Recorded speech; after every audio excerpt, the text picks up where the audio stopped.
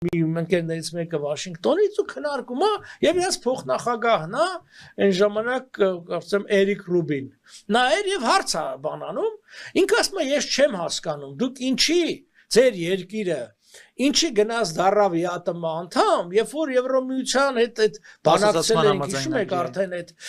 հսկայական փաստաթուղթեր բան Այո, հակակառավարական ուժերը այստեղ ցույցերի դուրս եկան, հիշում եք Լևոն Տեր-Պետրոսյանի եւ Գագիկ Ծառուկյանի եւ նահանջ եղավ։ Հիմա հարցը հետեւյալն է։ Ու ես ասում եմ, լսեք, պիտի մի բան հասկանալ։ Քանի դեռ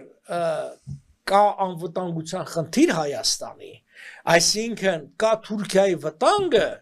հայերը միշտ հակված են լինելու ինչ որտեղ ռուսի ձեռիտակներ, որտեղ իրանք ռուսին ընկալում են որպես դեռ այդ թվերն էլ ընկալում են ձևեր։ Ռուսին որպես պաշտպան Թուրքի դեմ, են ասում ռուսը չլի, թուրքը մեզ կուտի։ Բայց ասում այդպես չի, չէ՞։ Դա ասում ինձ է հարց տալի, ասում դուք հավատում եք որ Թուրքիան կհարձակվի Հայաստանի վրա։